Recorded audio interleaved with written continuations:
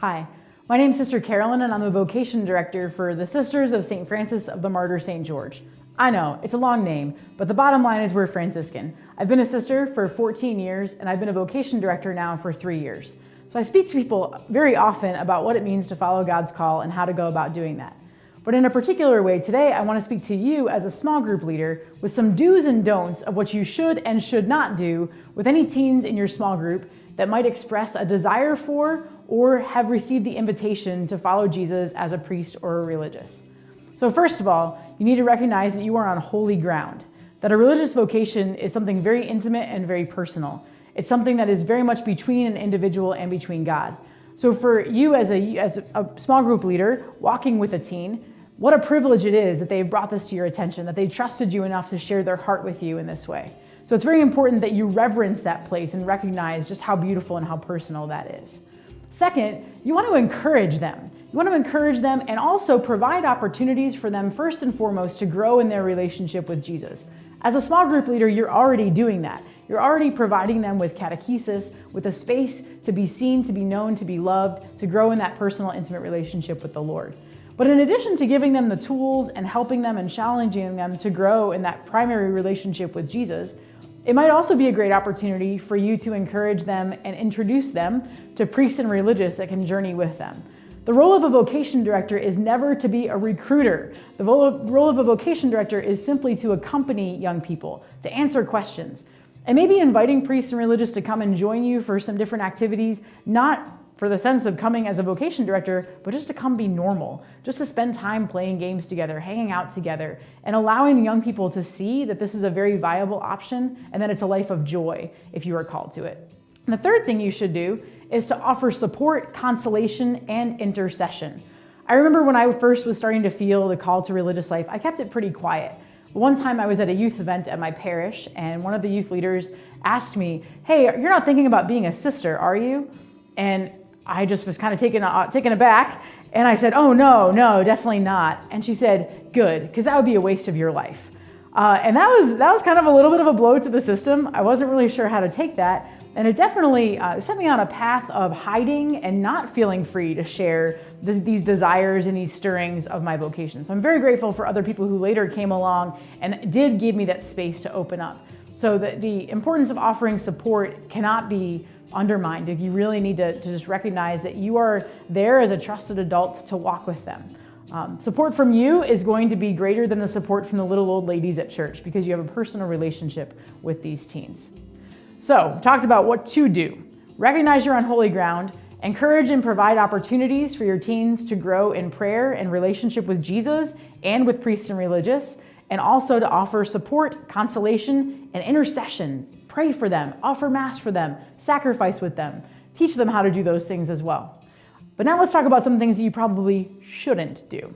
So, if the first thing you should do is recognize that you're on holy ground in a very intimate space between a teen and their relationship with Jesus, then it's very important that you not tell other people about their discernment or the fact that they're discerning.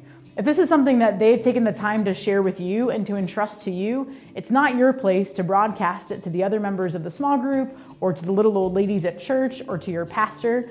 You can always invite your teen to share it with other people when they're ready. Especially it would be important for them to share it with their pastor or a vocation director or any sisters that might be around. But that's definitely not your place to tell others. Leave the teen plenty of space for self-revelation. The number of teens in your small group that are discerning are not feathers in your cap. And so it's not your work, it's always the work of the Holy Spirit.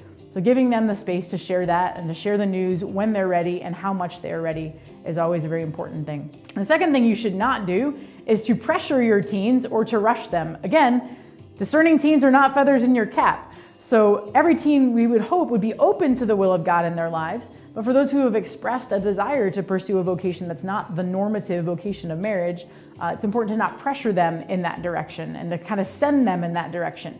Give them opportunities to grow, give them opportunities to explore, for sure.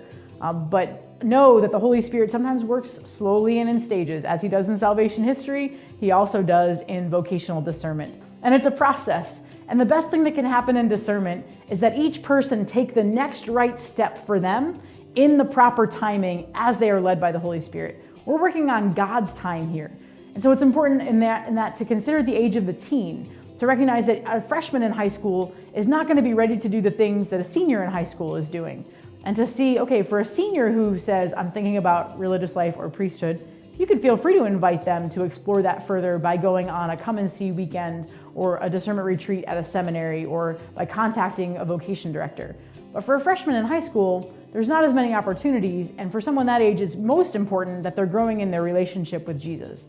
So consider the teen's age and recognize that we're working on God's time, and that discernment is always a two-way street. Just as a teen is discerning, so also is a religious community or a diocesan vocation director as to whether or not this person is ready to take the next right step and as to what that next right step should be with each individual teen. And finally, we need to make sure that we are not treating teens as if they are already in formation, that is they are already a seminarian or already in a convent, or joke about the possibility. Whether it's like, oh, Johnny's thinking about being a priest, oh, Father Johnny, and then all of a sudden Johnny has to cover his head whenever he walks into church because the little old ladies have all gotten wind that he's thinking about being a priest. The reality is they're still teens and they're still learning. Let the kids be kids. Certainly challenge them, certainly help them to grow and mature in their faith, but don't give them any more responsibility or any more pressure than they already have as they wrestle with and discern their vocation. Sometimes it creates a subtle pressure that can discourage and maybe even damage a person's discernment.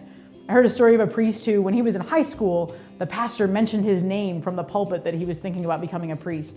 And that kind of set his discernment back, and it took him 14 years after that to finally respond to his vocation. So just be mindful that our words mean things, and when they come from a trusted adult, they mean even more things.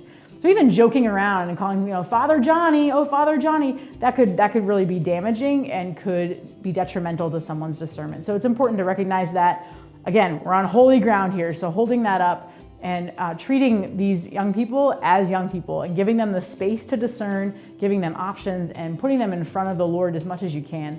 Ultimately, every religious vocation needs to be responded to in freedom. So assisting your teens in growing in human freedom, growing in self-knowledge and self-possession so that they're ready to make a self-gift. These are the things you can best do as a small group leader, helping them to grow in those areas and giving them the freedom and the permission to respond however God might be calling them. If you're looking for additional resources to share with your teens, the National Conference of Diocesan Vocation Director has several pamphlets that are available. There are two in particular that I think would be really helpful. The first is Have I Been With You? Personal Prayer for Young Disciples. It's a great guide for helping teens grow in a personal prayer life with Jesus that moves into the heart, that moves into some of the hard conversations that they need to be learning how to have with the Lord.